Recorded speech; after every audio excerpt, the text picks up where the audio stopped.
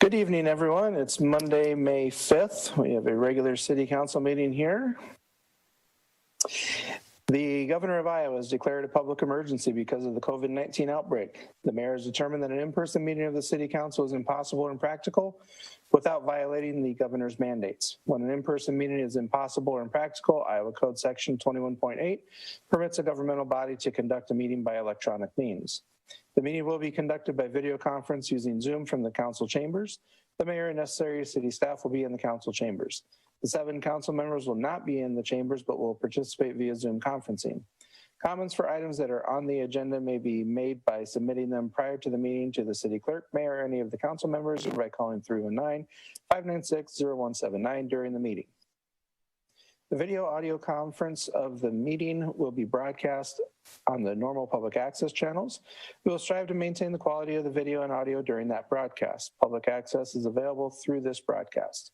Meeting minutes will still be kept and will include a statement explaining why an in-person meeting was impossible or impractical. I'll officially call the meeting to order and seek the roll call. Carla. Beaufore. Here. Birgen. Here I am. Drenkow. Here. Glaser. Here. Kangas. Present. Rathe. Here. Schneider. Here. Thank you. I know Ms. Beaufore from Ward 4 has a quick statement about her attendance this evening. Thank you, Mayor. I just want to let you guys know I am not in the best place for reception at this point, and I'm going to be here as long as I can. If you lose me, I'm sorry. And I may be getting interrupted with like an urgent update on a family member medical condition. So if you lose me, that's why. Thank you. I appreciate that. Item C is the Pledge of Allegiance. I pledge allegiance to the flag of the United States of America and to the republic for which it stands, one nation, under God, indivisible, with liberty and justice for all.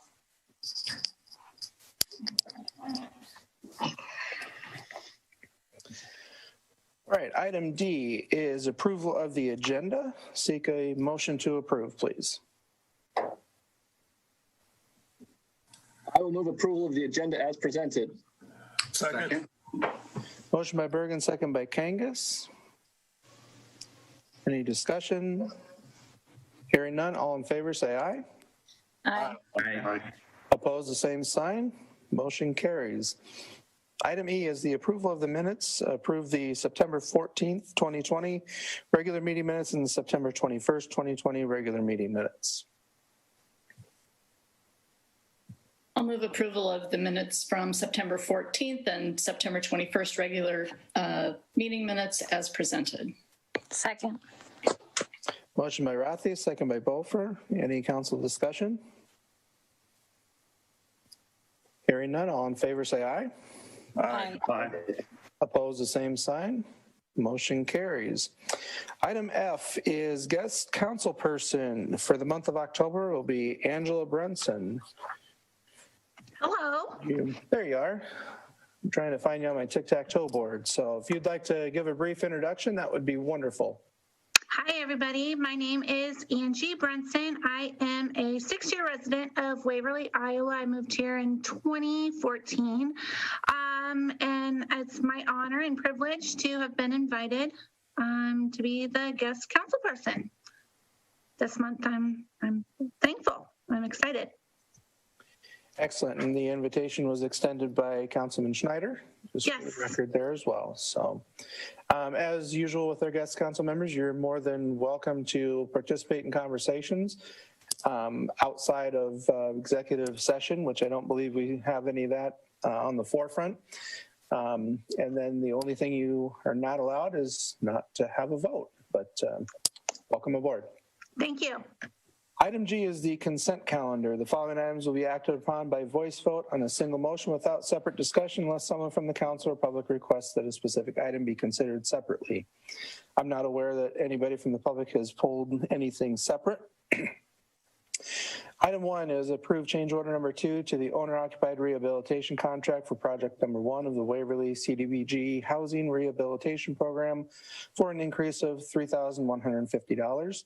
Item 2 is set the public hearing date for November 2nd, 2020 at 7 p.m. in the council chambers of City Hall to authorize the sale of property known as the former Red Fox Inn located at 1900 Heritage Way. Item 3 is a pay request from Farnsworth Group for the Public Services Center North Edition 2021 for the amount of $3,932.43. Item 4 is a pay request from WHKS and Company for the WPC Facility Improvements 2020 for the amount of $16,452.64. Item 5 is a pay request from WHKS and Company for the First Street Northwest Reconstruction 2021 for the amount of $27,317.45.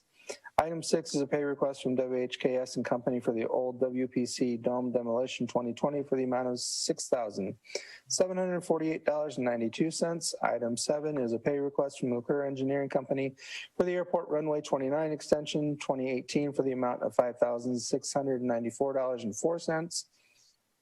Item 8 is a pay request from Hall & Hall Engineers Incorporated for the Youth Ball Fields 2019 for the amount of $14,653.70. Item 9 is a pay request from Heartland Asphalt for the Business 218 North HMA Resurfacing 2020 for the amount of $22,476.75. And finally, item number 10 is a pay request from Wicks Construction Incorporated for the 4th Street Southwest and 10th Street Southwest Improvements 2020 for the amount of $431,532.70. Seek a motion to approve the consent calendar as read. I'll move approval of the consent calendar as read by the mayor. Second. Motion by Drenkow, second by Schneider. Any council discussion?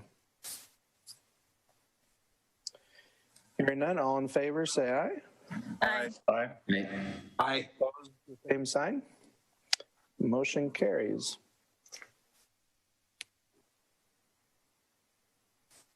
Was there a nay on that voice vote? No, I came in late with an aye. Okay, yeah, I didn't think I heard one, but I just want to make sure. Item H, number 1 under regular business is resolution 20-148, a resolution approving a plat of survey.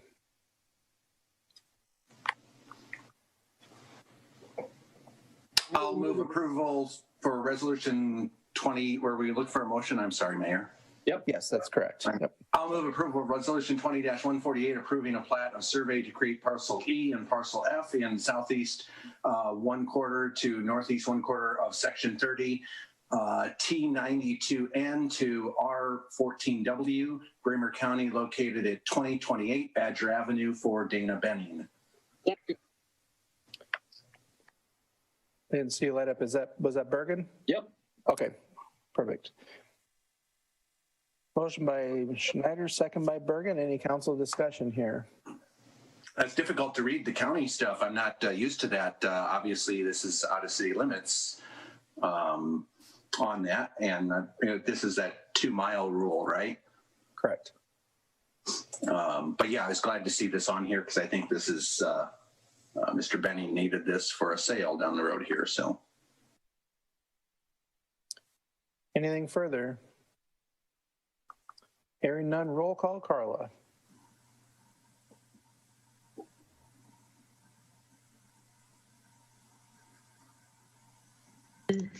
Schneider, Yes. Rathe, Yes. Kangas, Yes. Glaser, Yes. Drenkow, Yes. Birgen, Yes. and Beaufore. Yes. On a vote of 7-0 with 0 absent, resolution 20-148 is approved. Item number 2 is discussion of memorializing the 3rd Street Bridge, and I do appreciate the guests that we have from the Historic Preservation Commission as well. We will bring you into the conversation as needed as well. I don't know if Bill or James or who would like to kick this off.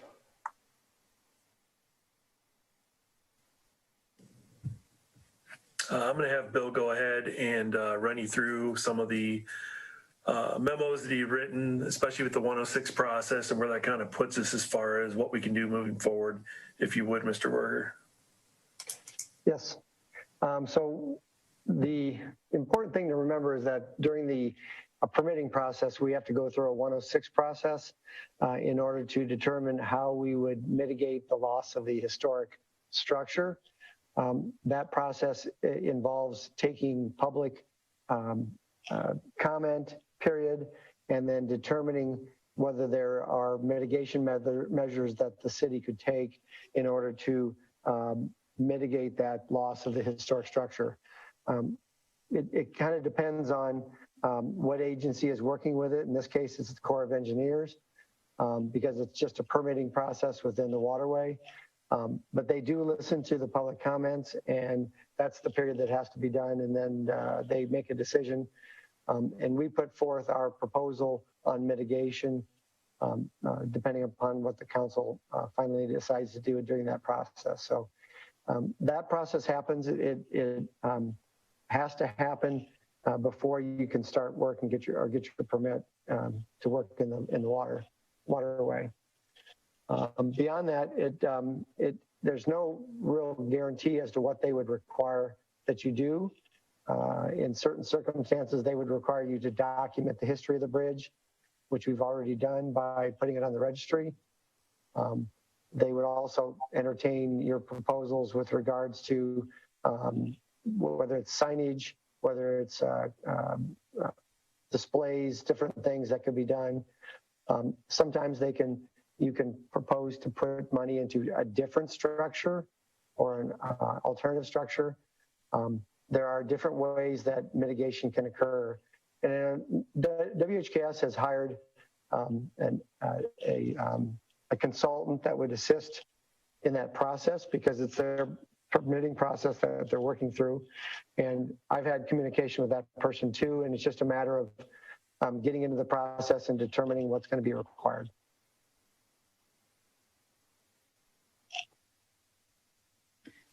And so, Bill, if I could just ask a question to clarify, it sounds like because this is a historic structure over a waterway, we're required to do something to mitigate the loss, but it sounds like there's a variety of options, anywhere from signage to taking part of the structure and creating a, fixture or sculpture or whatever. And you have to get approval for that part before you can take out the existing structure. That's right, because the permitting is what allows you to work in the waterway. Okay. And so you have to have the permit to do that. So you have to have an agreement as to what you're going to do to mitigate. And so during the process, is there a way to find out if what you're proposing as mitigation will get approved, or can you go through the whole process, make a proposal and have it denied and have to go back to the drawing board? There's a discussion. I believe that what happens is you really have a discussion with the person who you're working with at the Corps. They're going to have some ideas as to what they think you should be doing, I think. The question becomes how practical it is, whether you can afford it,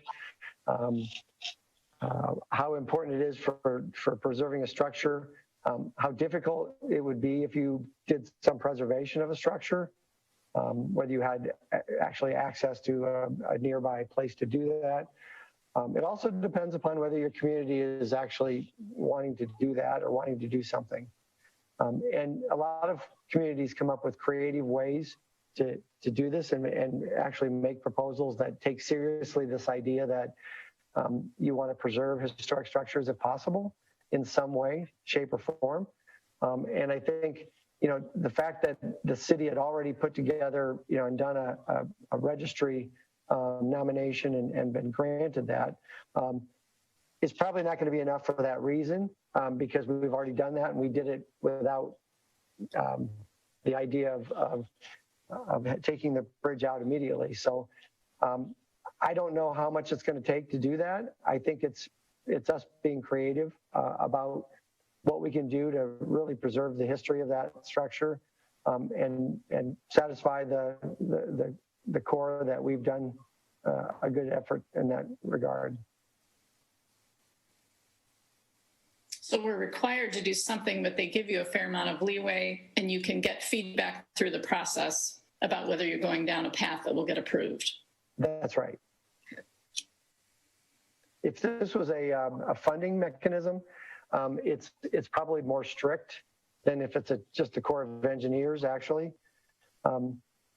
Because when it's federal money that's being involved, then they are a little bit stricter and a little bit more wanting you to do something, and make a real effort to do some documentation or preservation. And this process isn't going to interfere with our timeline of getting the bridge taken down by the end of next year? It should not interfere with that at all. I think that would be a very reasonable time frame to get that process completed. This is, like I said, it's more straightforward when it's with the Corps than when it's with the other federal agencies that work through the state agencies and things that might make it take longer for that reason. So a question with that. So the information that we got spoke about a grant. Is that, if we get that grant or work towards that grant, is that like monies that you're talking about, Bill, that could make things a little bit more difficult? Well, not necessarily, because the grant is, I mean, it's a state, once you figure out what you can do, it's the state that provides you with that grant process. And that's with money from the REAP program for just historical structures. And in fact, that's a commonly used thing for people doing homes, buildings, all kinds of different things. It's pretty rare to get bridges for applications. It's only a couple a year if you get any. And so that's just a way of the state saying, we're going to help you preserve by setting aside some money that you can apply for. So it just basically pays you $2 for every dollar you might expend. It's a matching grant. It allows you to help have some of the state money for preservation pay for that. And that had a summer deadline, correct? End of June. Yes, that's a June deadline. July. Mm-hmm. They turned around pretty quickly. I think they get back to the awards in July. So if that were the situation here, if you applied for a grant at the same time you were engineering the removal and the optimum time for perhaps removing that bridge is in the fall or winter season, it's probably a perfect opportunity to actually explore the grant if you chose to do that. And I thought the materials did a pretty good job of describing the matches that were required and what you needed to have up front in order to get their grant. There was one question yet that seemed unclear, if the structure has to be over water or not. So I'm not sure who maybe needs to find that out, or well, I can respond to that. I think what happened was the discussion about whether it has to be over water really was about whether you could keep it on the registry after you've moved it. Because if you move it to a different stream or a different waterway and then restore it essentially the way it was before, even if it's not the entire structure, that could perhaps stay on the registry. And I think that was the issue that Brendan Dolan was discussing at the HBC meeting.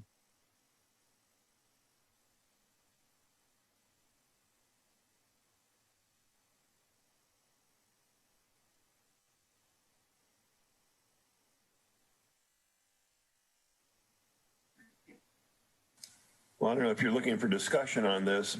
My thoughts are, as long as this doesn't delay us being able to have the bridge out by the end of next year, any proposals, any grants, any activity at all that we can look at, it would be fine for us to look at. my concern is that I don't want whatever we do to delay us beyond the end of next year. I would echo that, Rod, that I don't want any delays. I wouldn't want any delays, but I think that I'd be more receptive to, I know we have that, I think we limited it at like $7,000 or something, but I'd be more receptive if there's going to be some sort of match that would be more lenient on that as well for a memorial. I wanted to add, I think the other thing that we need to make sure that's considered is if we decide to move a span of bridge somewhere, the safety and risk factors are addressed and how that's going to be mitigated.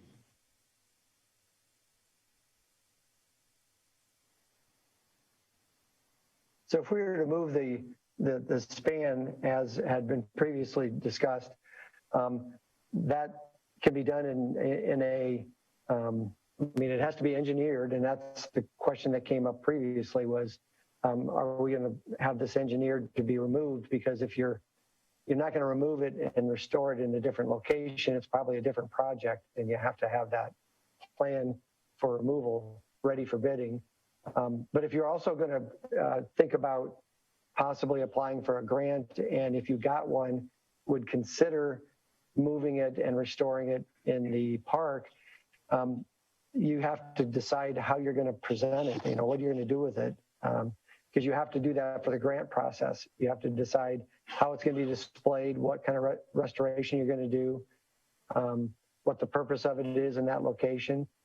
Because I don't think this would be a relevant situation where we would just remove it and mothball it over in the park and wait for a project to be done in another year or two. I don't think that's what anybody wants to do, is have it sit there without being worked on right away. So I think that's the question right now is whether you would reconsider that if you would get some grant money to obviously move it and then make it a historic symbol or something that could show what the bridge looked like previously. So as I understand it, Bill, we really have to make a decision when we're engineering the project, whether we're going to dismantle the entire bridge or whether we're going to save a span. And that decision really needs to be made before the engineering is done on the project. Is that correct?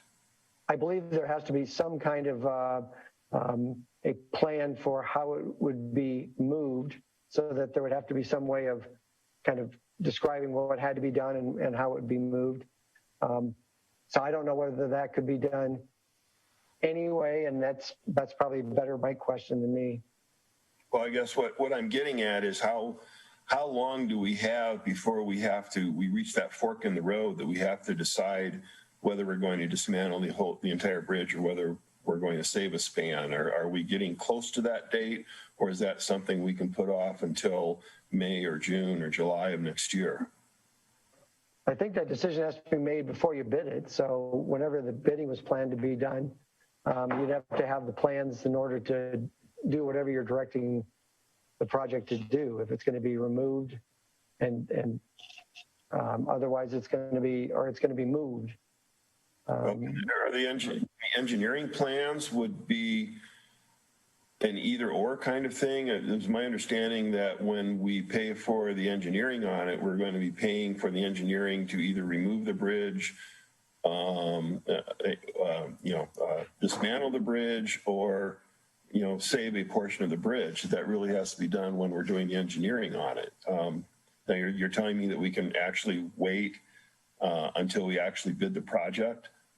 Oh, no, I'm not asking that. I think you have to have the plans done before you bid the project. Right. So back to my original question is, how long do we have before we can make that decision?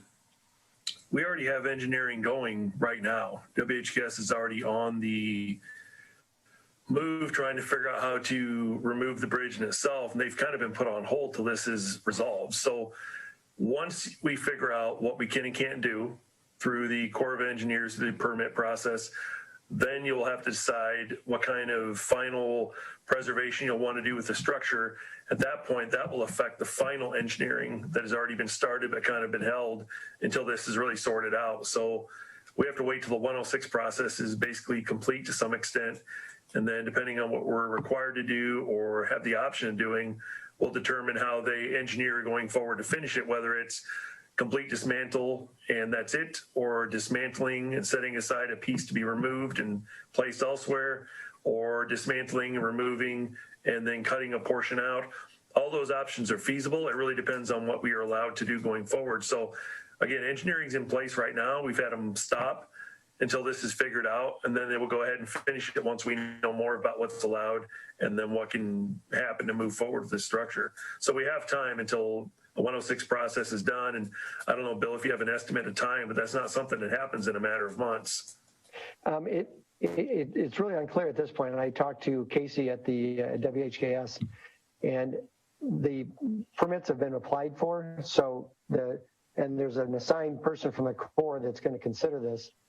My guess is it could be a quicker process depending upon, but they still have to go through the idea of doing a public comment period. And I'm not sure how long they do that and what that takes, whether that's a couple of weeks or a couple months, because they do notifications and anyone can actually respond and weigh in on that. So we are still on hold right now, and we have the engineering on hold, and we'll have it on hold for a period of time until the 106 process at least is completed, which might be a couple of months, 2, 3, 4 months. So I'm kind of coming back to my original question is, at what point does the council have to make a preserve or not preserve decision? And how much time do groups such as the Historical Preservation Commission have to come up with some ideas of what to do with the bridge if we decide that we want to preserve it? And I guess that depends on how long the process takes. I mean, we don't have a good answer for this just because we don't know what the Corps is going to require. You know, we're kind of going back in a circle until they tell us what we can do. We really can't move forward, and then everything's on hold. I do believe once it starts to move, there'll be a period where you can decide how soon you want to have it removed or bid or taken out. So even when the engineering is complete, whatever is decided, you will have a choice as to what time frame do you want to bid it, how long you want to allow for it to be removed. So there will be time to look into various options, but until we know what that option actually is, and again, it's either some kind of a signage is acceptable or we have to preserve an entire span. That's a pretty big range. But once we figure that out, then we can move forward with the HPC committee to say what can be done. But I think it's going to be months before we'll know that. But I still think we'll have plenty of time to have the structure completely removed, regardless of what occurs by the end of next year. Right. Well, I would think that even if we decide to preserve a span of bridge, you're still going to want signage that explains what the structure is and pictures of what the entire thing looked like to give it some context, pictures over the years. You know, so it won't just be a span. Are we getting any opinion from the engineering firm about whether it's feasible? I mean, how complicated it's going to be, how expensive it would be to preserve a larger part versus a smaller part? Are they giving us any indication of that? We really haven't been able to provide them a size. I mean, we know what a span is to pick it up, set it in the park. That was the 55,000 approximately. As far as setting one aside, and as Mr. Schneider said before, it's a couple guys in a blowtorch cutting pieces out of this thing. I don't know what the time frame would be, and again, it depends on how it wants to be preserved and what's decided to do that. So really, it is up in the air, but I don't think it'll be for long. This is not a 2-year process or a 6-month, 8-month process. I think once it gets this established and we know what we can do to move forward, we can move as quick as we want to get this accomplished. But for now, we need to go through the process, determine with the Corps what is allowed, coordinate with the HPC Commission, and then figure out what's the best to move forward. But as I said, right now, we're just looking to move forward with the process to determine what is possible so that we can finish this. There's just too much unknown right now to pin down some of the more exact questions that we'd like to. And are the engineers going to give us an estimate on how much it will cost to secure it at the site in addition to moving it? I would presume you have to somehow fix it there. Are you talking about if a span is moved into the park? Yes. I think that would be something that could be added in the contract if it's determined that we would have to do that. As far as what it has to be set on, and some of that also will depend on how do you want to preserve it? Is it just the bridge? Do you want to put decking in there? Do you want to put an original looking deck in there? Will there be piers under that? So there's a lot more that'll go into that, but they certainly can assist with that once the time comes. Is you're going to want to make sure that when you set it down that it's there for good and you don't have to pick it up and move it again. The real cost of this is the mobilization to bring cranes in to do it. So if we were to not do it and then want to bring one in to move it again, I can't imagine how much it would cost. So the benefit of doing it now when they're about to demo the entire structure is that cranes are already here for a different purpose. So to pick it up and move it somewhere to a park versus somewhere on the side to dismantle it really is not much different. But if you have to bring back a crane separately some other time, I think it's going to be extensive, the cost to do that.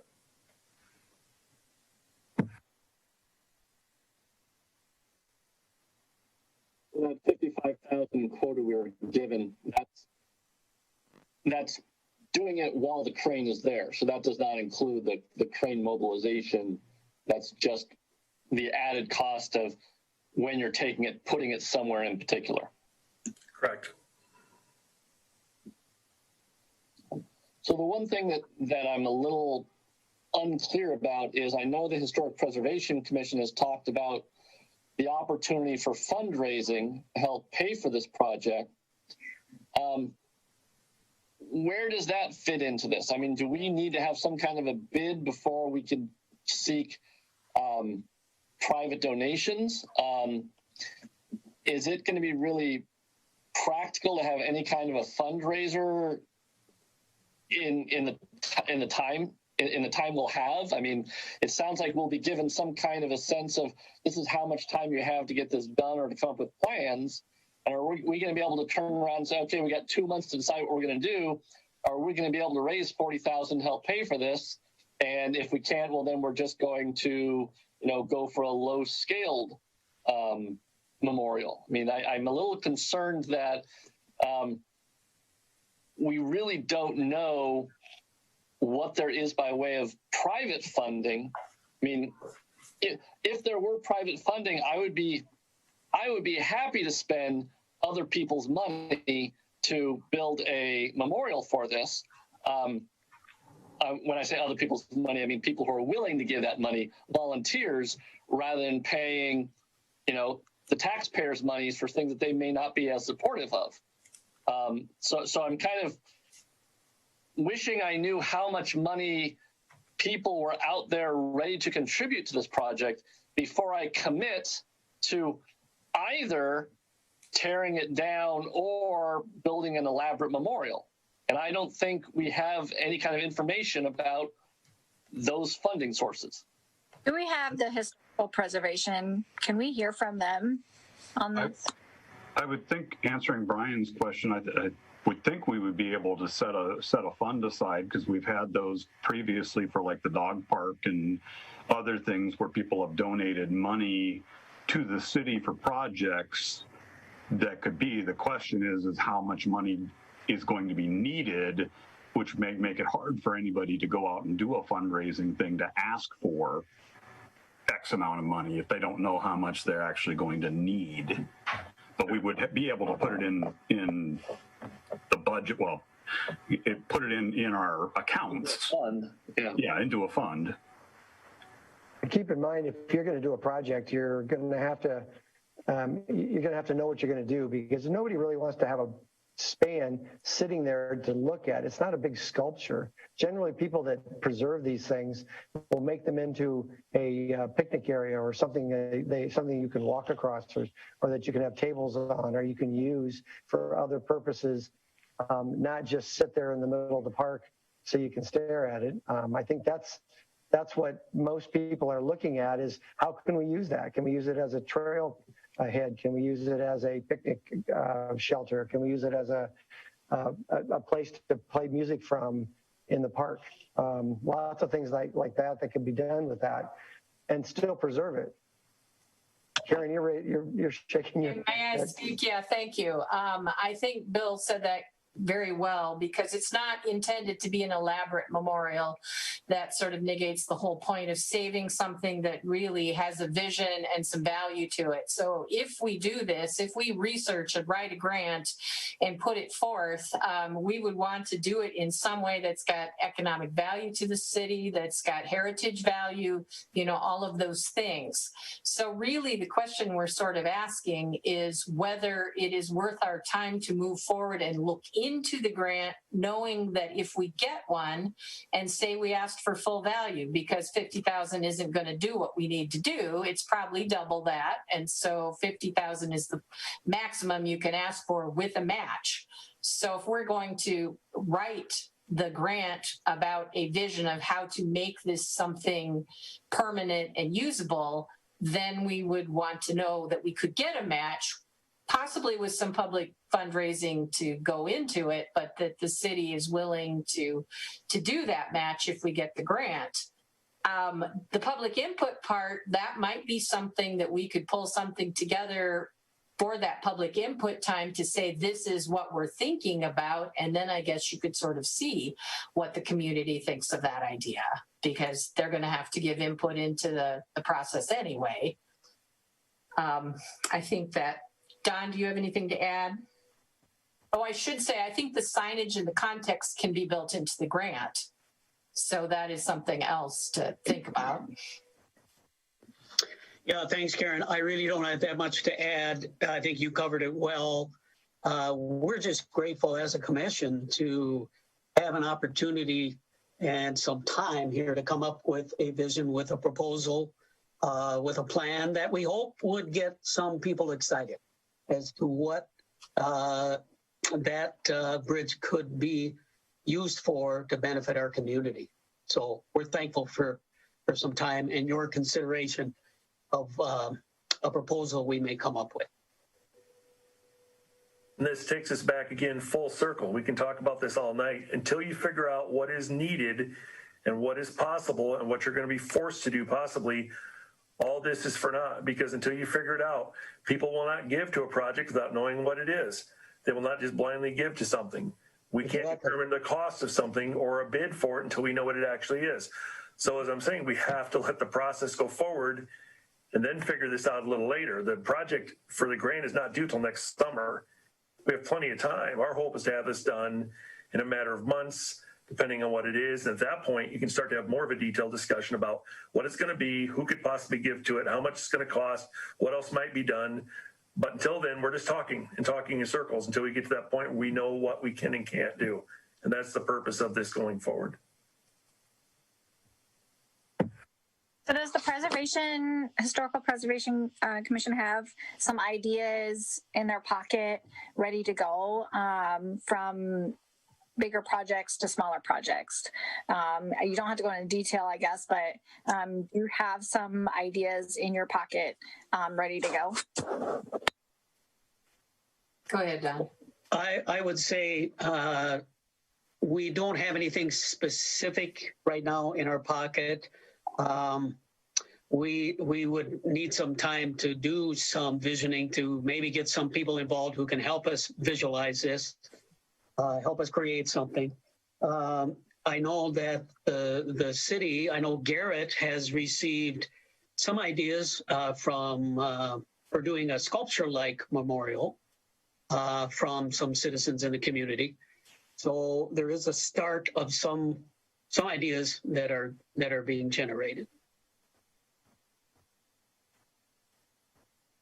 Yeah, I think that would be really helpful if over the next couple of months or few months, if you could have input from local artists and come up with a menu for us of ideas from more grand to more small scale, so that once we find out from the Corps of Engineers what we're required to do, we could have a selection to choose from.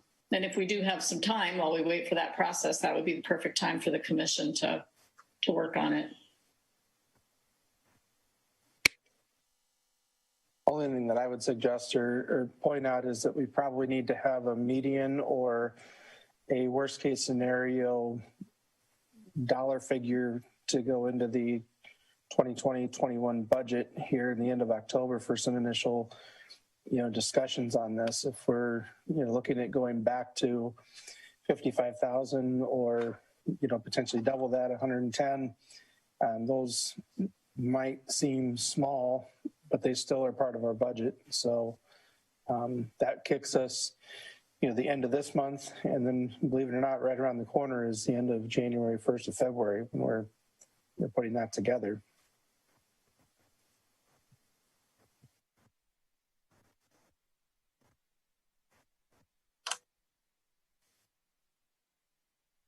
Any council members I haven't heard from yet? Rod or our guest council member? I think the only thing I would add is that, I just want to make sure that the bridge gets out of there for flood reasons. And so we're definitely not, I definitely don't want to see it held up for historic preservation reasons. But so we've got looks like we got to play catch up here. So, so hopefully we can get some good plans and go from there. Yeah. Sorry, Rod, we did already hear from you. I forgot. I would just like to say that I think it'd be really cool to have a, more of a community venue type of thing. I think I heard at a meeting last week that, put it in as a bridge span for the bike trail or something. People are not going to see that. And I, for one, as just a normal citizen, am not going to chip in money to have it just as a bike span. I think it'd be kind of cool to use it as a venue or, for people that want to come for, I don't know, some sort of an event, a Green Bridge craft fair, something, I don't know, something more fun like that to draw people to it.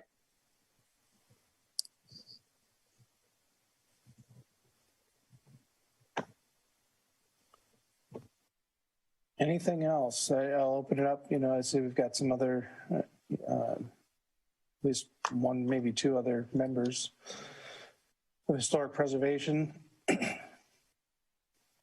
have joined us. Otherwise, this is the round out of this discussion. I would just like to thank you for considering ideas, perhaps giving us time to pull a menu together for you. So we will definitely work on that. And perhaps if the mayor wants to give me some deadlines here eventually, that solves some of the procrastination problems. So yes, I know you want to do it as soon as you can. And then, this could be from very basic to very grand. It really is up to you how much you envision it becoming, like Angie just said, a destination or a venue. So we're willing to work on a plan to get it to whatever it is you think would be best for the community. So thanks. Absolutely.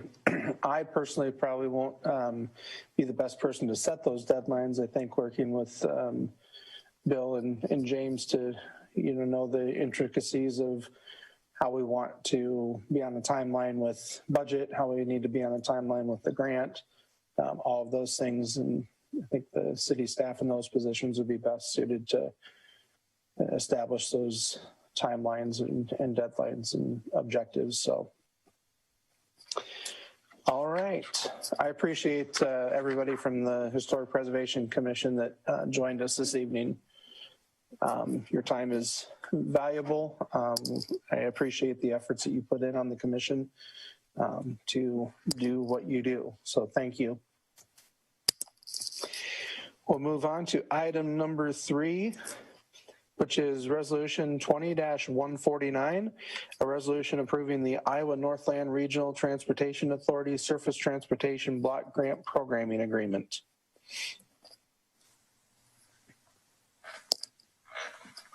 Seek a motion. I'll move to approve Resolution 20-149, approving the Iowa Northland Regional Transportation Authority's Surface Transportation Block Grant Programming Agreement for funds in the amount of $450 for the First Street Northwest Reconstruction 2021 project. Second. Motion by Glaser, second by Birgen. Council discussion, please.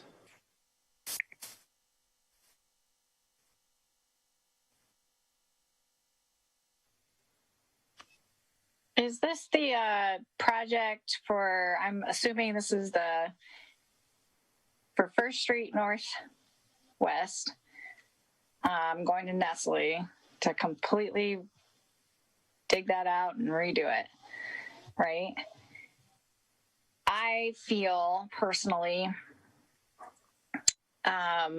did we get a motion yet? And we got a motion, right? And a second? I can't hear you. Yes. Okay, good. Motion in a second. We're in council. Okay, I'm sorry. I'm a little distracted over here. I personally think that we need to prioritize and utilize what we have. I see structured, I know this is approval for a grant and everything, but I see structures in our community that are worse off than this section of First Street. For instance, First Street Southwest, I think, is worse than Northwest. Our rail trail bridge, that is going to be the next green bridge if we keep ignoring that. So I really want to encourage council to prioritize where we should be putting our money, whether there's grants included or not. And I guess that's my what I have to say about that project. I'm glad Heather brought that up here at this point, because I think it's we have assets and we don't run them to the end of their life. And I don't think going forward governments are going to be able to do that as easily as they once did. So I'm not sure it's going to be a choice of councils in the future. But if we can get this right going forward, our road system will really be it's in great shape already, but we'll be able to maintain that where other cities slip. Well, I think that if we try to take this to its natural end of its lifespan, it's going to be falling apart about the same time that the Bramer Avenue Bridge is under construction. So I think that's really the timing that we need to be aware of. If we want to be proactive and plan accordingly, we need to get this replaced and redone before that span of bridge is shut down.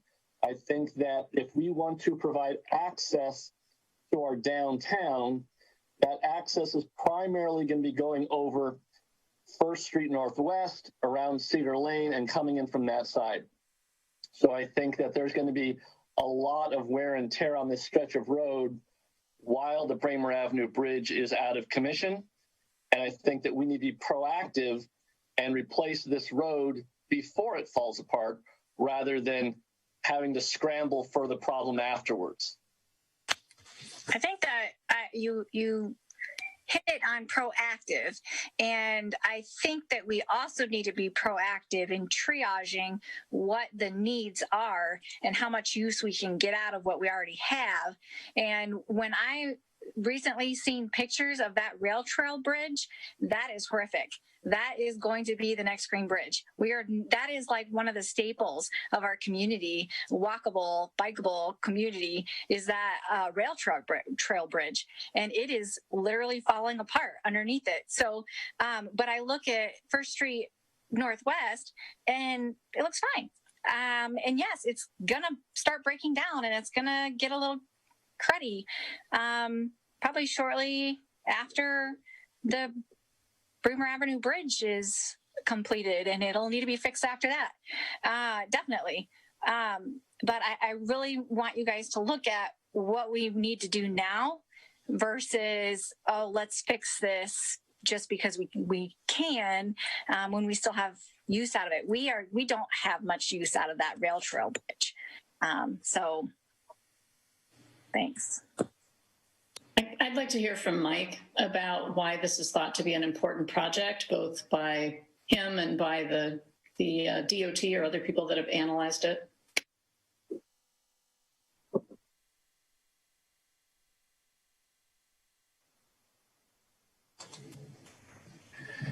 Okay, if you've got your agenda memo and you look at the second page, which has the background information on it, if you go to the Iowa Local Roads Evaluation website, this section of road has a pavement condition index of poor and very poor.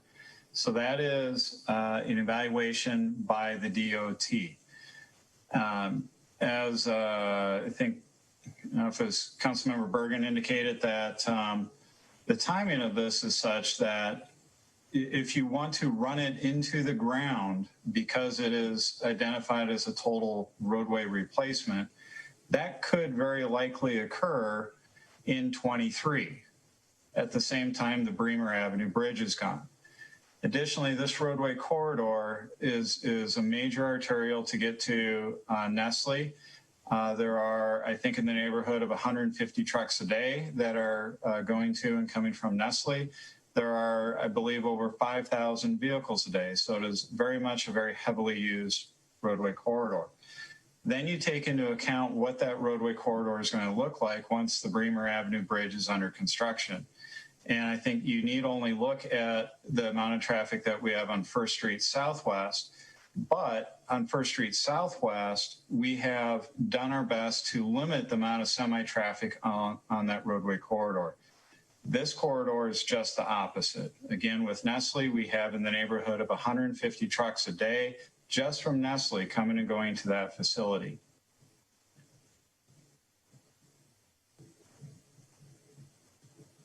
And Mike, can you comment on, in addition to the road surface, what else is going to be done underneath the road? What else? It looked like there was some changes in water structures. Okay, so we have an old 4-inch water main where all the water services are connected to, but we also have a newer 10-inch water main. So there are 13 primarily homes on the north end of the project that are still connected to the old 4-inch water main. This project would switch those over to the newer 10-inch water main and also install all new water services and shutoff valves like we did on the Bremer Avenue project and the 4th Street Southwest project. But primarily this is a road reconstruction project. There will be some work with the stormwater drain structures, but most of the structures are in fairly good shape and we think that we would be able to reuse those. So mostly road reconstruction.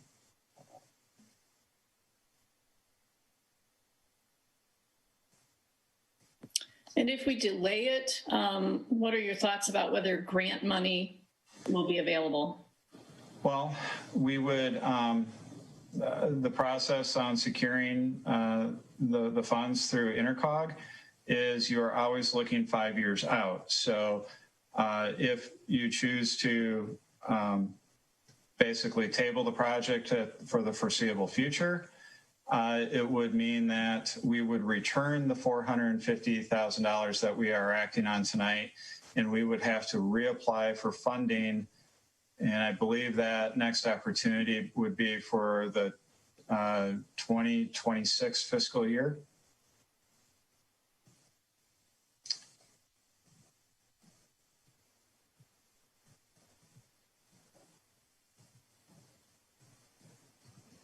It's safe to say the road would be in much, much worse shape, I think. Right. So the federal the funding through Intercog is not guaranteed. As we've seen that the available funding over the past 10 years ago, Waverly was receiving funds in order to be able to do a project each year. Because the federal funding supply has stayed flat while inflation has gone up, we're now about every third year. So we would, if you want to wait until there was an opportunity for additional grant money, it would probably be in 2026. Keep our fingers crossed that the roadway would last that long. We would probably still be looking at about $450,000 or $500,000 in federal funding, but we would probably be looking at an additional almost 20% additional cost in construction.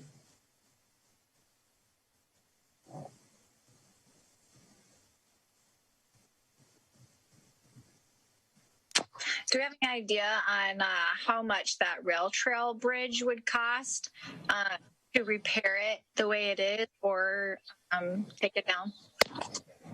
Repairing it is not an option.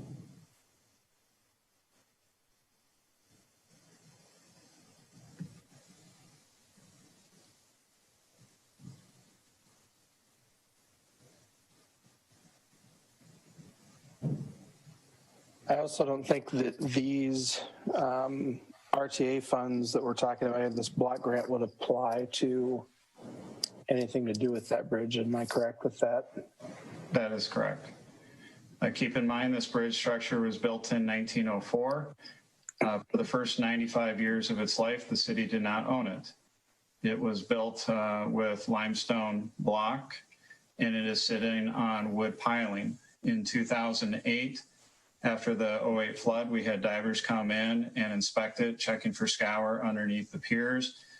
We did find some scour that did allow them to put hands on with the wood piling underneath the piers, and they were able to determine that some of those wood pilings are deteriorating, they're rotting. You've seen photographs of what the limestone looks like underneath the water line. That's what freeze thaw does to absorb limestone that absorbs water. The deterioration is below that water line. You cannot repair or salvage this in a meaningful, economical way. I think that we have put the community on notice that we think that sometime around 2025, we need to be thinking that this structure is going to be removed, or it, could be replaced. We may get another, 5-10 years out of it, but we want to put the community on notice that the condition of this bridge is not good. There really are no, again, viable repair options for this type of a structure, given the location of where the major structural elements are deteriorating. On that matter, I'm going to save further discussion. I appreciate the explanation, Mike. I just wanted to articulate that these funds wouldn't carry over to a project and not qualifying funds for that. And so discussion on that bridge would have to be on another agenda item. Particularly, I do appreciate Councilwoman Beaufore bringing that up for consideration on, financial considerations in the community on her opinion, but we'll reserve the in-depth conversation on that for another agenda item in the future. This will be on our list of topics for strategic planning at the end of the month, sir. We've already identified it as one we'll discuss thoroughly. Right. And this funding stuff is, it's unfortunate. I mean, it's the system we have to work in, the council of governments and the grant stuff and the timing. I mean, the whole thing is just, it's kind of the mess that we have to work around. And, when you get on council, it's kind of like you get on a jet that's already running. And so, unfortunately, I'm going to have to vote yes for this thing because it's going already.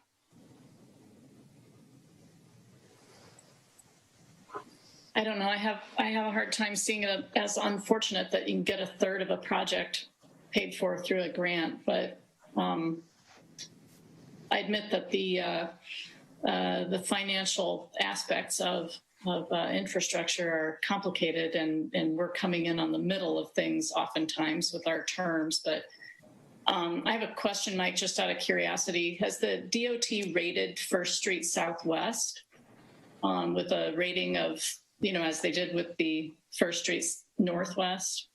I actually pulled it up here, and while the discussion was going on, and it shows a good rating highlighted all the way down to, I believe it's 5th Avenue Southwest, and then it transitions to poor as you approach 7th Avenue Southwest.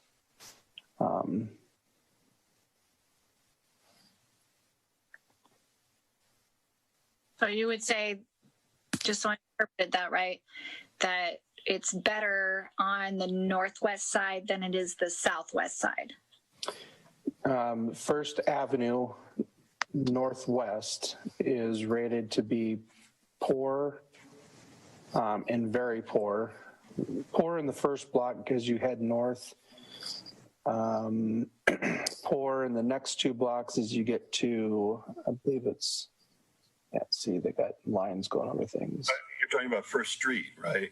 You said First Street, sorry. You're correct, Rod. Yeah, First Street, sorry. As you go north, First Avenue doesn't go north ever. So yeah, the second block as you go to the 3rd Avenue Northwest is rated as poor, and then it gets to fair as you continue north to 5th Avenue Northwest, and then it transitions to good for a block, and then back to poor, or fair, sorry. So it's kind of a mix as you go there, but it's definitely the worst in that first block. It's what they've got it graded.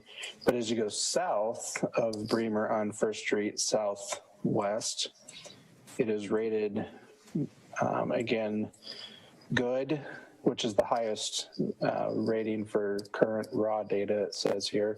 There's an excellent, common, and other rating. But from 5th Avenue Southwest to 7th Avenue Southeast, it's rated as fair. And then it goes to good for the last block before you get to 8th Avenue Southwest. How often does the DOT evaluate these roads? Because I'm guessing that First Street Southwest has been used as a bypass for the last 6 to 8 months. That rating will likely change. The data set here shows, when I pulled it up, the date that it was pulled was October 2nd of last year, of 19. So.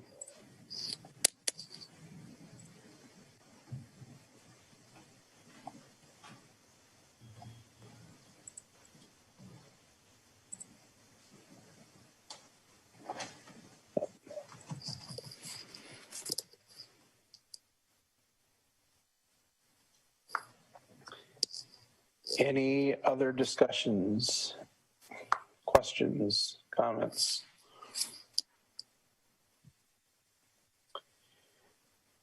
All right, hearing none, roll call, Carla.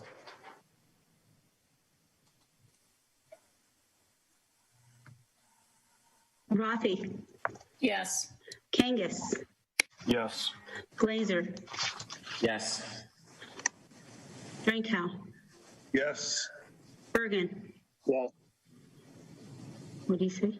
Yes. Okay. Beaufore. Yes. And Schneider. Yes.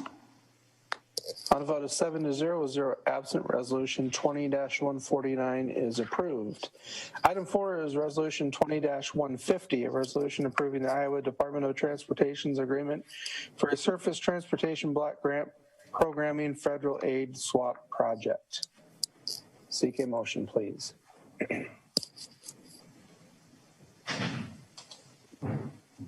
I'll move approval of this. Oh, go ahead. We'll move approval of resolution 20-150, approving the Iowa Department of Transportation's agreement for a surface transportation block grant programming federal aid swap project for funds up to $450,000 for the First Street Northwest Reconstruction 2021 project.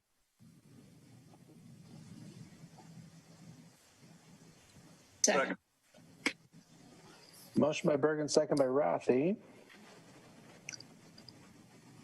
We'll get into council discussion here. First off, I'd like to ask maybe James or Mike just to explain how the swap system works on this. I had a couple people ask me about it, so. So they're taking federal funds and replacing them with state funds. The state uses a lot of federal money, and there are kind of lots of hoops that you have to jump through. And so what they do is they take this money and package it on larger projects, and in turn give the local community or the county state funds, which are a little more user-friendly and streamlines the process to make it more efficient for the local agency. Thank you. I know we did this on 4th Street Southwest. We did this on Business 218 North. Oh, yeah, that was, yes, sorry. Yep. Any questions, comments, discussion from any council with this? Hearing none, roll call, Carla. Kangas. Yes. Glaser. Yes. Drenkow. Yes. Birgen. Yes. Beaufore. Yes. Schneider. Yes. Rathe. Yes. On a vote of 7-0, 0 absent, resolution 20-150 is approved. Item 5 is a resolution 2151, a resolution approving change order number 2 to the 4th Street Southwest Iowa 116 and 10th Street Southwest Improvements 2020 project. Seek a motion, please.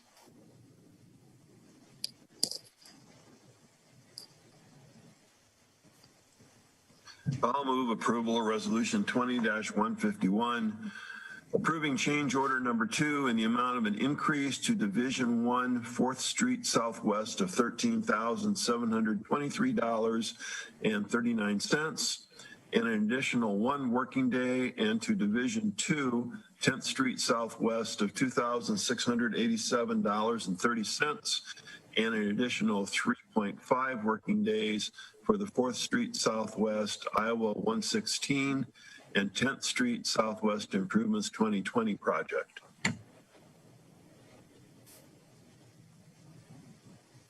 Second. Motion by Drenkow, second by Rathe. Council discussion, please.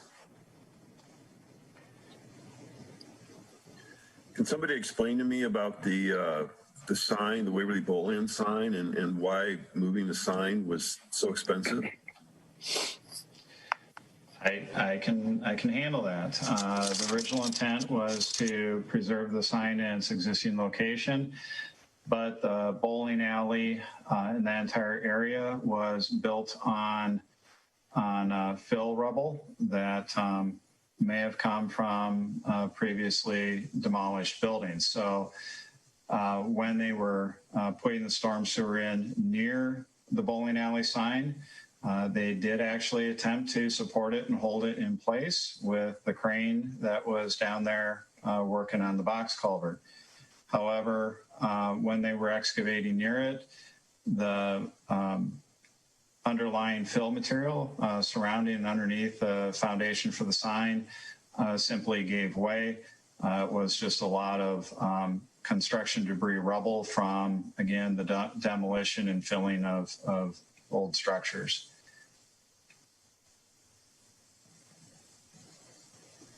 So the sign fell over then, and no, because we had it supported with the crane. So what they were able to do is they simply picked it up and moved it over to a safe, secure location. And this is for having a sign company come back and reinstall it. So I'm not sure if it's Nagel Sign or one of the others, but this is the quote from one of those companies to come back and replace the sign. One thing that we are going to look at doing is reaching out to the owners of the bowling alley building and maybe see if in lieu of reinstalling it, we could in effect give them compensation to reinstall a sign at a later date.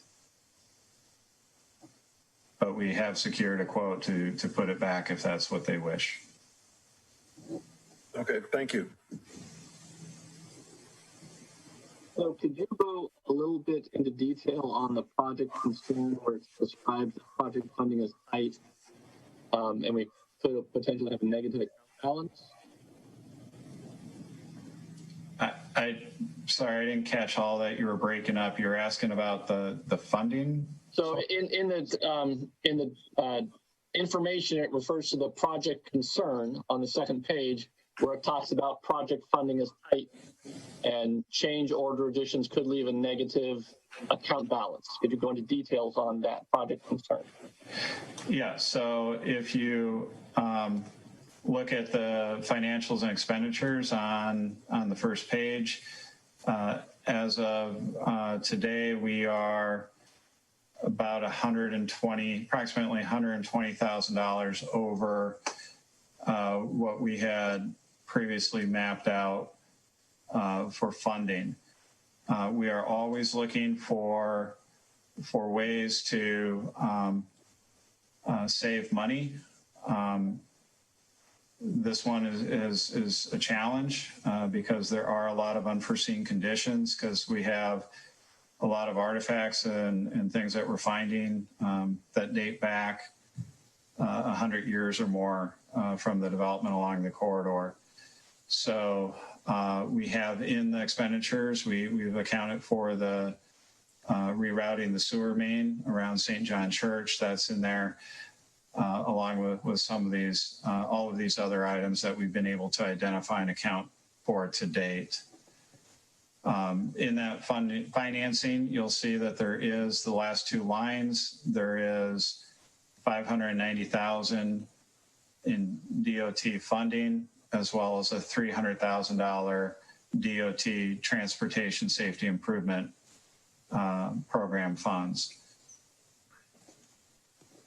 We've also got some transfers and balances from other accounts, as well as from the water and sewer enterprise funds to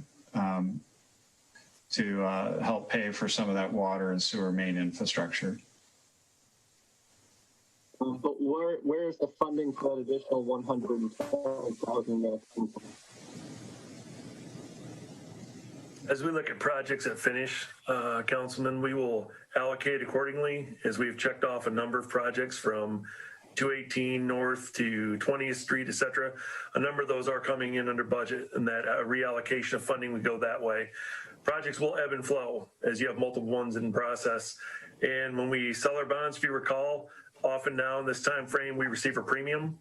That's money we're paid without having to pay it back. Those also are applied to projects of this size and nature, just in case, and we have not applied that yet. So we think we'll be fine with the funding we have currently in place. We are just waiting to see how this finishes out around Thanksgiving to know truly what it sits at, and then we'll reallocate accordingly. But I think we'll be fine. Thank you.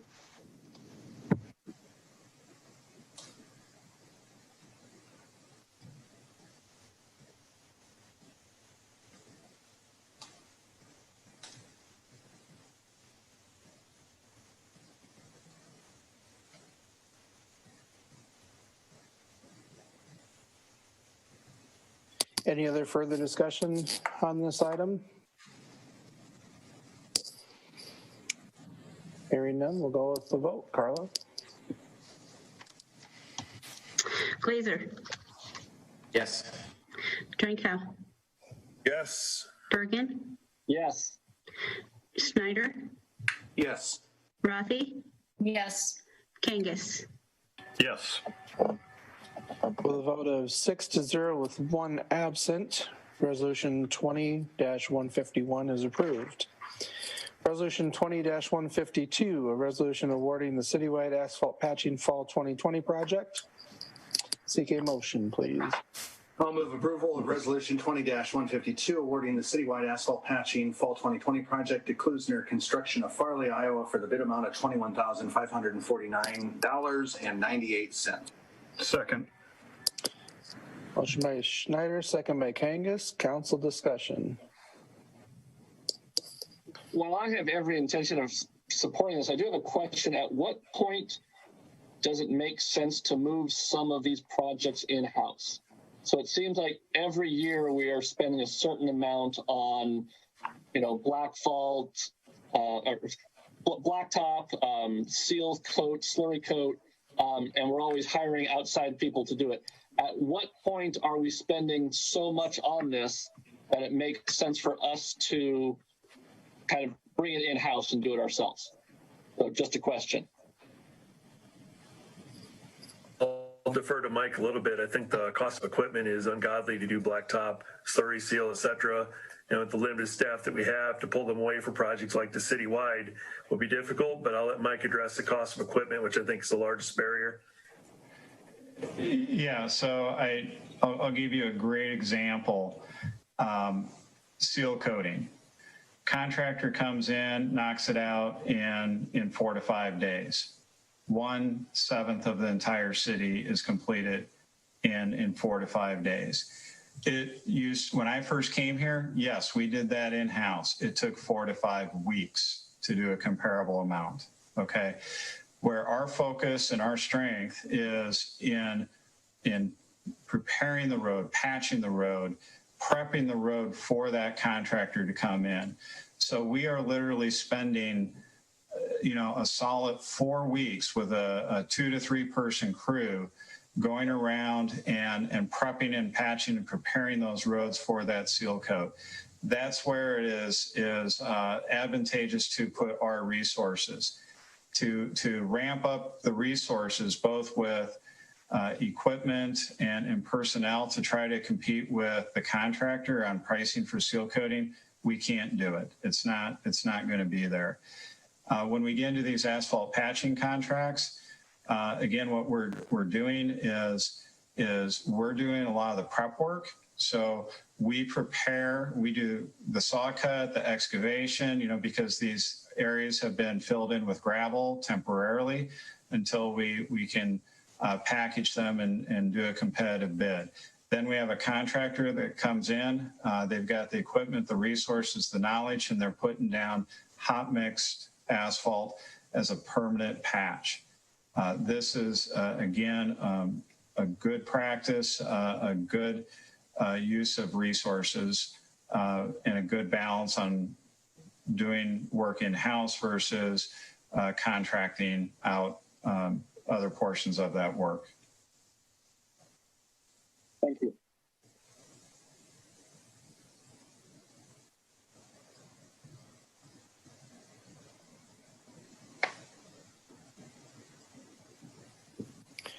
Any other discussion? Hearing none, roll call, Carla. Drenkow. Yes. Birgen. Yes. Schneider. Yes. Rathe. Yes. Kangas. Yes. Glaser. Yes. On a vote of 6-0 with 1 absent, resolution 20-152 is approved. Item number 7 is revisit and potentially amend resolution 20-126, a resolution requiring face masks be worn by any member of the public while being an occupant of a public building. Kind of take the temperature from you, Mr. Browner, on this, as you kind of see and can feel the need within especially City Hall here. We really have had no issue with anyone wearing them as you come in. You see it so often in so many other places throughout the area that I think citizens are truly used to it. Staff has adjusted to it extremely well.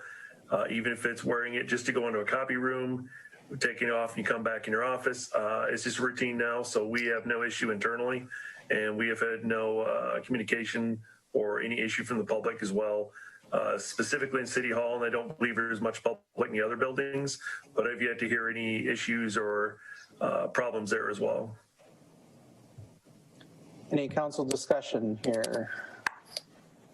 Well, if you notice, the infection rates in Iowa are steadily increasing. This is not the right time to, make a change to this policy. Thank you, sir. From my, of course, I would. Go ahead, sir. Well, this is one of these things that's going to get implemented. We could keep masks indefinitely, and people at this point wouldn't care. The problem with these things is when there's something like a virus, political people would always feel like they have to do something, and they never stop and look at the unintended consequence of what something they're doing is. And for example, we have public buildings and we're forcing people to wear masks. It's very cruel for people who have difficulty hearing. It makes communication much, much more difficult. It's difficult to convey emotion.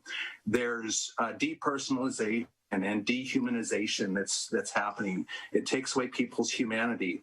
People are mean. Has everyone noticed that you go around everywhere now and people are mean? And it's one of the reasons is these masks. Now, we haven't went into loony land like the city of Waterloo did or the city of Decorah did, where that council did really, I mean, well, they're illegal. I mean, their actions are illegal. So I'm glad that we didn't step into that crazy territory. But I also don't think as society, we're taking a moment to think about our actions at all. And, you know, people that suffer from asthma, people that have anxiety. So it's really terrible what we're doing. We're not, and, you know, rates are up because we're testing like crazy. I mean, we are spending millions and millions and millions of dollars testing. The more tests we get, the more infections we get. But we've got to stop living in fear and push through this because society is crumbling. Our supply chains are crumbling. And I think it's ridiculous, the road that we've went down this. So, you know, I'm in favor of removing the policy as quickly as possible, and let's replace it with policy 100-01, and everyone should be smiling. Well, you know, I'll agree with you, Matt, that it is a little frustrating when you're walking past someone and you don't know who they are. I know I'm frustrated when people don't know who I am. So I've got my new mask today, and I know it's probably a mirror image, so you can't see it very well. Well, we can read it. It is the Waverly ID badge that I have. It says a Waverly logo, Rodney Drenkow, 3rd Ward council person. So I've got a bunch of these things, and I plan to wear them around town. So when people want to complain or people don't work, you know, make their opinions known, I guess I should say, they'll know who to go to. So here's my new mask. I think you should do a study about whether people are more mean to you with that mask on compared to a regular mask. I think people were plenty mean before masks came about. I realized that shortly after getting on the council. I probably realized it in about 3rd grade that people could be really mean. I don't know, for me, wearing a mask is not a political statement. It is a way to protect others from whatever germs I may be carrying, especially if I don't know it. And I think I talk to really anxious people all the time, and they're getting more and more anxious. And most of them are anxious because of political hostilities, and they're anxious about climate change, and they're anxious about whether they're going to get coronavirus. And wearing a mask is just one of the things that can be helpful. And so I agree with Rod. I think at this point, this isn't the time for us to be reversing or adjusting this policy with regard to city buildings. I would disagree that the number of positive tests is high because we are testing so much. I would actually claim that in Iowa, we are not testing nearly enough. Unless you have a positivity rate below 5%, you are only looking for this disease where you are expecting it. So we are not finding community contact. We are only finding verified contact. So our positivity test rates is far too high, which means we're just not testing enough. So, I mean, we do not have this disease anywhere close to under control. With regards to masks, there are some interesting studies that show that wearing the mask makes you more likely to get an asymptomatic version of this disease rather than some of the full-blown versions of the disease. So wearing the mask decreases the amount of viral loading so that while you may still catch the disease, you do not catch as deadly a version of this disease. So at this point, I stand by the science that shows that the mask wearing is the safe approach. And as long as the disease is still as prevalent as it is in Iowa, I think we should stick to the mask wearing policy that has served us this well so far. Rod, your mask just needs a big red smile on it. Yeah, my next reorder, I think, will have that. Yes, thanks for the suggestion. I had an interesting conversation with an individual outside of our area where wildland fires are prevalent, and they compared the wearing of a mask to how people do proper wildland mitigation around their properties in the mountains, clearing slash off of their property and those types of things so that their property isn't as susceptible to wildland fire. And the premise is if your neighbors keep their property clean and everybody in the community kept their property free of those tinderbox elements, could very well protect the entire community. So wearing a mask is kind of like keeping your property clear, and the person that doesn't clear their property because they don't care if their house burns down shouldn't have the same disregard for their neighbor's house, which they could protect by doing something for their property. So as we go along, and I'm glad that we're again revisiting this on a monthly basis, because we will come out of this at some point. That I just hope that the rest of the council considers that there are people that can't wear masks.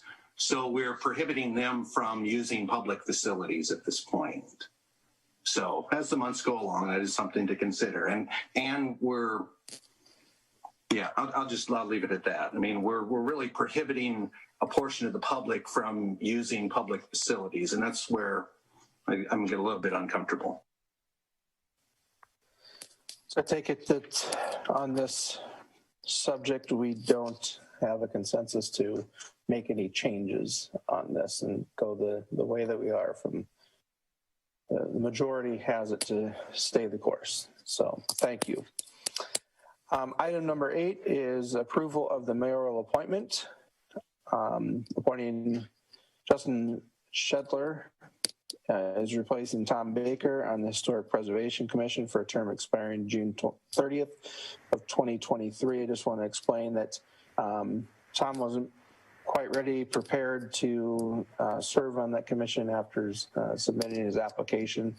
So Justin fell right in behind him as an applicant. So it's just a very quick turnaround for that same position that we appointed just last meeting. So seek a motion for that approval. Move approval of mayor appointments. Second. Motion by Kangas, second by Drenkow. Any further discussion? Hearing none, all in favor say aye. Aye. Aye. Opposed, the same sign. Motion carries with one absent. Item I is reports from boards and commissions. Item 1 is Board of Adjustments minutes from August 10th of 2020. Item 2 is Economic Development Commission minutes of August 11th, 2020. Moves us into staff updates. Mr. Browner. I think we have one tonight, sir. I think Garrett will provide us a couple comments. Perfect. Yep. Good evening, everyone. Just a quick update on the ball diamonds. Phase 1 is complete. They got some heating done late last week, and so we are done with phase 1. Phase 2 will begin sometime in the spring. Bids will be out this winter sometime.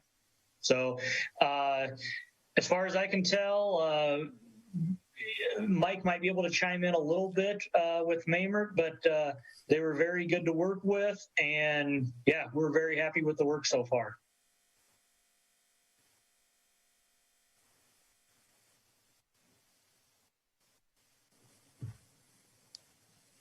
I think it's all we have tonight, sir. Okay.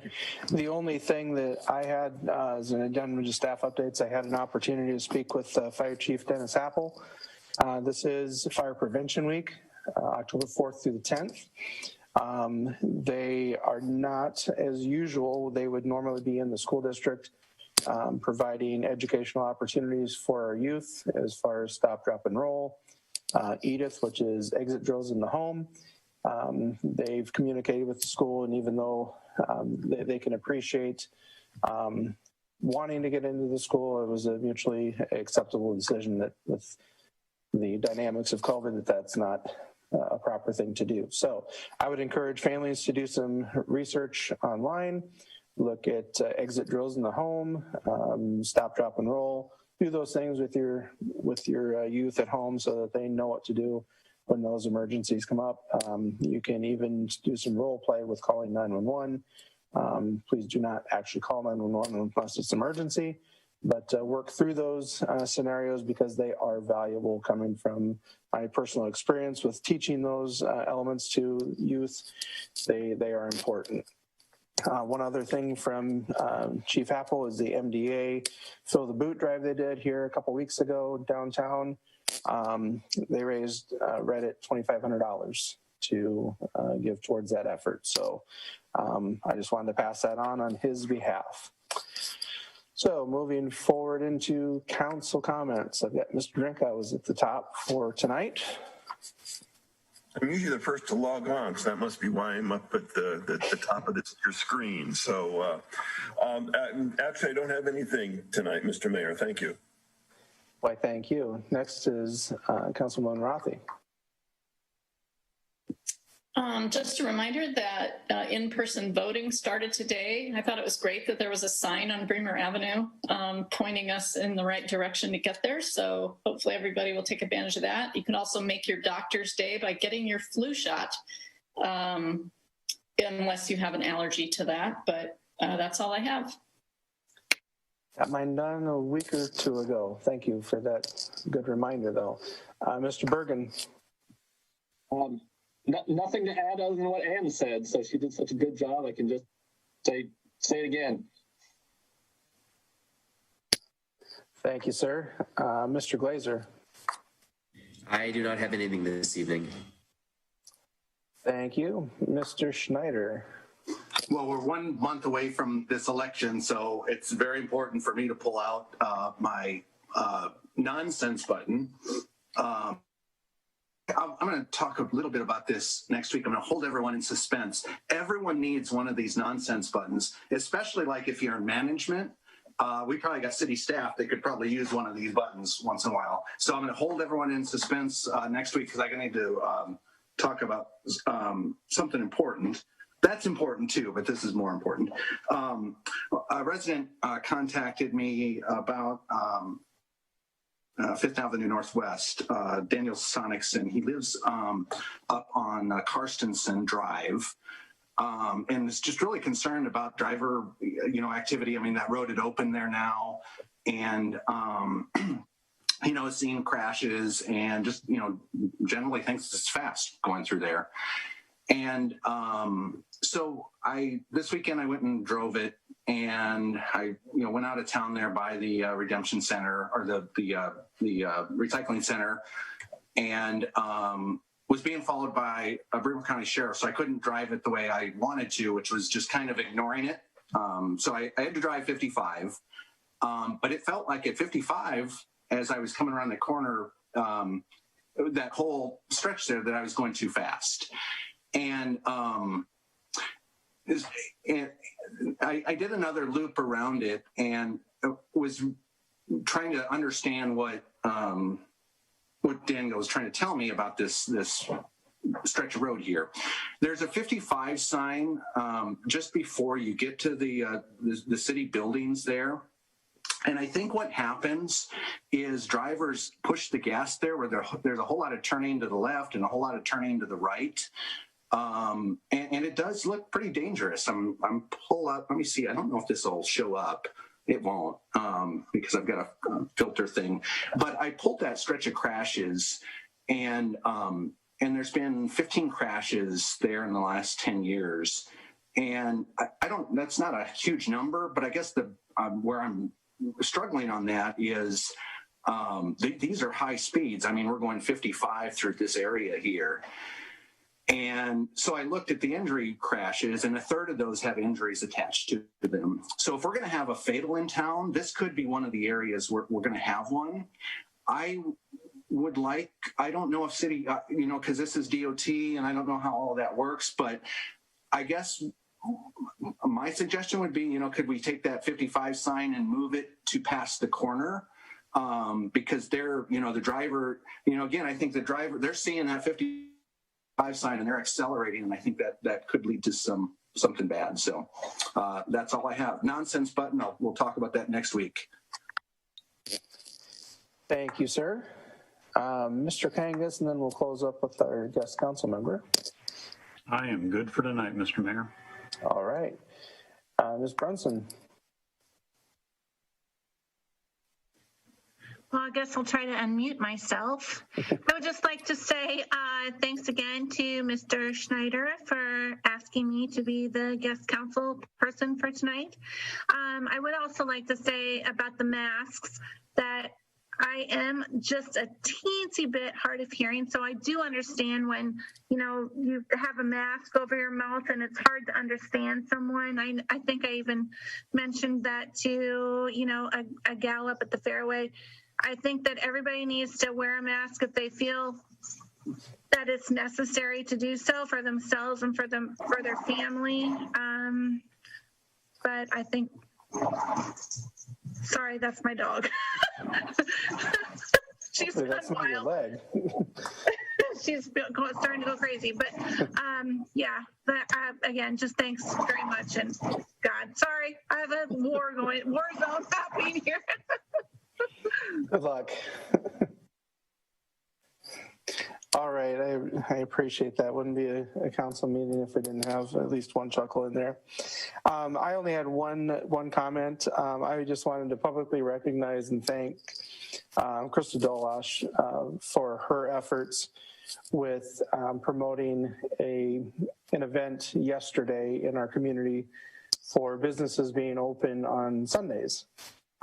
She facilitated and worked with some businesses and then said, hey, I know you're typically not open on Sundays, but this might be something the first Sunday of every month. Let's try to get some stores open, give people something to do. And something that has been near and dear to my heart, and I know Mr. Schneider and I have talked about this, and I think some other people have as well, is what I call a syndrome of Cedar Falls Saturday or Cedar Falls Sunday.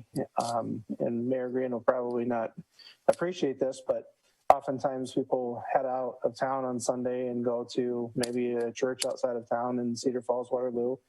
And when they're there, or they go to church here and then they head down to the big metro, and they go to Shields, they go to Target, they go to all these different stores.